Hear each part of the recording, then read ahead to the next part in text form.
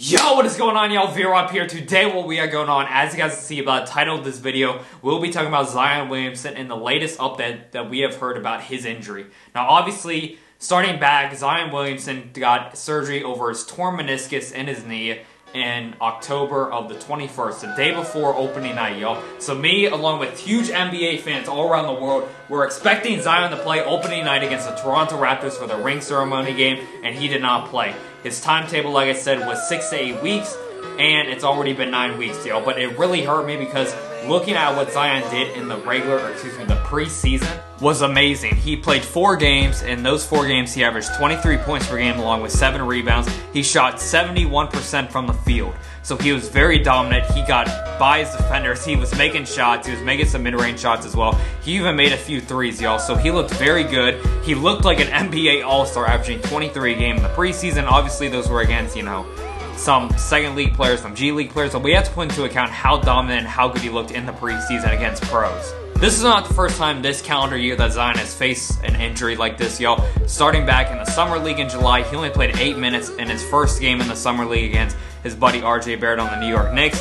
After a bruised left knee, he left that game after just playing 8 minutes. And then we hop into his career at Duke. His career at Duke, they were playing UNC on February 20th, 2019. If you guys remember, this is a highly anticipated game. It was on ESPN. Barack Obama was there. There were so many celebrities at this game. It was unreal for a regular season college basketball game. But we look at what Zion did. Just the first few minutes of the game, he left it due to a mild right knee sprain. He missed 3 weeks before coming back to finish the ACC tournament. And then he obviously played the few games that he did in the March Madness tournament for the Duke Blue Devils. So on Christmas Day, we found a new article from ESPN's Andrew Lopez regarding Zion's injury. Now remember, this is 9 weeks after his surgery. He was supposed to come back 6 to 8 weeks. That was the expected timetable. And I'm going to read you guys what it said in this ESPN article regarding Zion.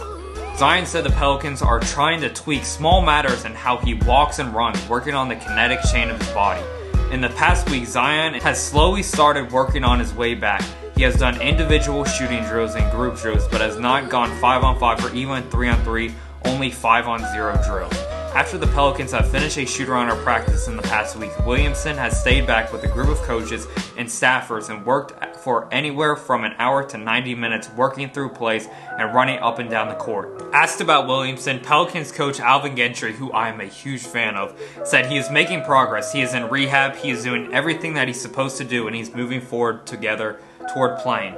A source within the organization told ESPN that before Williamson makes his on-court return, the team would like him to undergo at least 2 or 3 practices doing full work. A source told Sedano the team is targeting just after the new year for those practices to begin. So after reading that, you guys, there is still legitimately no timetable for his return. What was really concerning reading that article was them saying that they are trying to teach Zion how to run and how to walk differently. We obviously knew Zion has a weird shrug to him. He obviously is a 6'6", player who's 285 pounds going into the league. We have not seen someone with this type of body, this type of athleticism, and a human being join the NBA, you guys. So I hope the Pelicans know what they're doing, because from my perspective, Zion is someone who I believe can be an all-time great player. He is someone that has amazing potential. He has the opportunity to win an MVP one day. He has an opportunity to be an all-star one day. He has the opportunity to be the best player in the league one day. And so I don't need the Pelicans ruining this man's work ethic, ruining this man's athleticism, because the athleticism is one of the main reasons why he's gotten so far in his journey to become one of the greatest players of all time. So you look, if they are targeting 2 or 3 full-on practices before Zion comes back, and they're starting that after the new year, maybe comes back in about 2 or 3 weeks, that's just a prediction, y'all. There's nothing set in stone. Like I said, he was expected to come back 6 to 8 weeks after his meniscus tear. We are now 9.5 weeks past after that, and we still have no true timetable on when he will play his first NBA game. You look at what the Pelicans are doing right now, you guys. They're currently 9-23. Only 5 games back of the 8th seed in the Western Conference. They are 28th in points allowed. The defense is not looking that good. The offense has been looking pretty good as of late.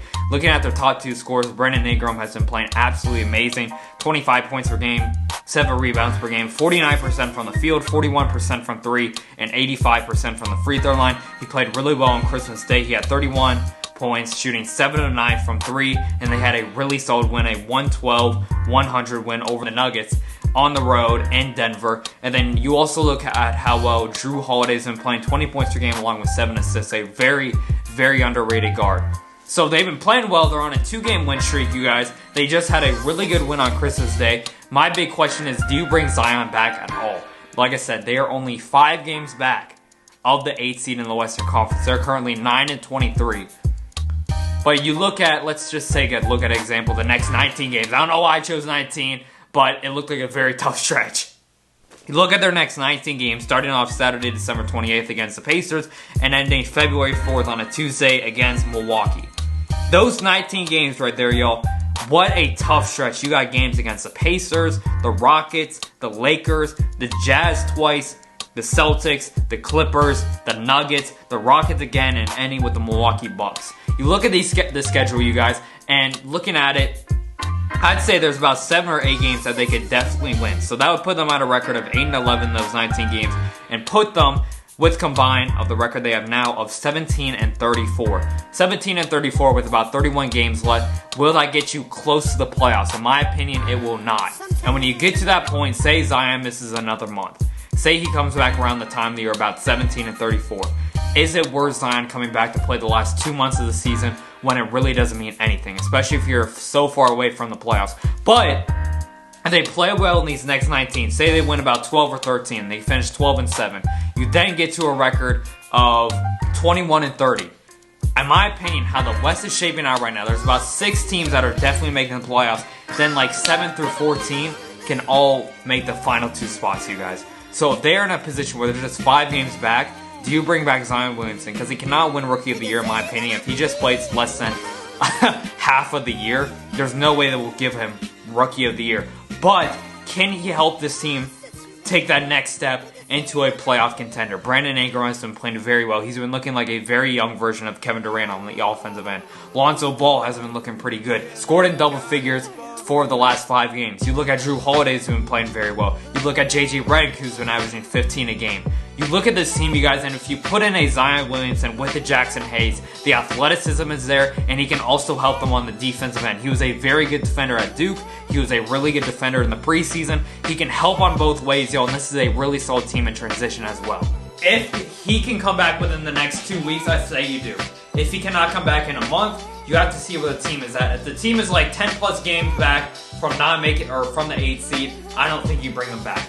But if you are in a position like you are right now, just 5 games back of the 8th seed behind Portland, behind Sacramento, behind Phoenix, behind Minnesota, I think you go for it. I think Zion can still play a very pivotal role, but you also have to look at long term. Do you just sit Zion out for the rest of the year so he comes back year 2 fresh and still eligible for MVP? Shout out to Ben, or Rookie of the Year. Shout out to Ben Simmons one time. Let me know what you guys think down below. You guys make sure to leave a like, subscribe if you guys are new. Thank you guys so much for the support. Cannot thank you guys enough. Make sure to stay blessed. All love. Keep being yourself. Keep being who you are. Keep following your dreams. Have a great end of the year 2019. Set yourself up to have the best year of your life in 2020. I believe in you. Believe in yourself. Believe in your dreams. Just put in hard work and have confidence, y'all. 2 best ingredients in life to obtaining your dreams, y'all. I promise y'all. Thank you guys so much. Your job is out this thing, y'all. Peace.